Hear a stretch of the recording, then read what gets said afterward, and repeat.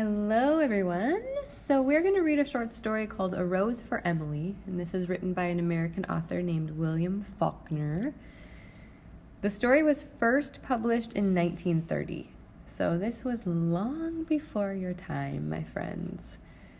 During the reading of A Rose for Emily, we should know that the story takes place in a fictional city made up by the author, and it takes place in the South in the United States.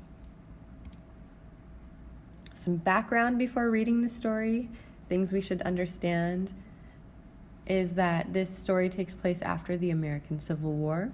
This is a time when the North was trying to do away with slavery, and the South was in favor of slavery, and they wanted to control their own territory. This was also a time of great racism and oppression of African Americans and also of women.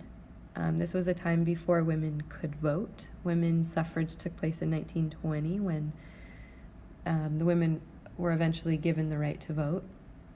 So there are some cultural norms that we should understand about women during this time, is that women were expected to be dependent wives and devoted mothers.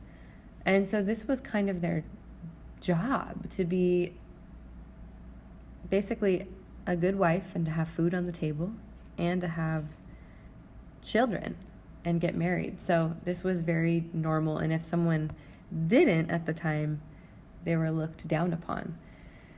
Before reading this story, we should also realize that the language that is used is kind of old-fashioned. They use old-fashioned words and phrases that can be seen, we can kind of view them as racist. So just be aware of the language. It's kind of different, okay? So something that we're going to have you do is, while you're reading this story, and you're going to see this on Google Classroom, as you read the story, you're going to be responding in a T-chart. On the left side of the chart, you're going to choose sentences or a sentence from the story that stands out to you, whether that's something that you connect with or something that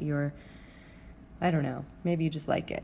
You're going to write it down or copy and paste it on the left side of your chart, placing quotation marks around it. And on the right side, you're going to personally respond to the quote in your own words. And so really connect to the text, whether this makes you think about something in your own life, maybe this reminds you of something else you've read or seen in a movie, or maybe this reminds you of the world. So make those connections, either text to self, text to text, or text to world. So in this example, you're going to read, be sure to read how my deep thoughts on the right connect with the story, the sentence from the story on the left. So today we're going to get started. So please read section 1 of the story, and then as you're reading, be sure to fill out your double entry journal T-chart. Okay, you should have about 2 entries per section of the story, and there are 5 sections to the story.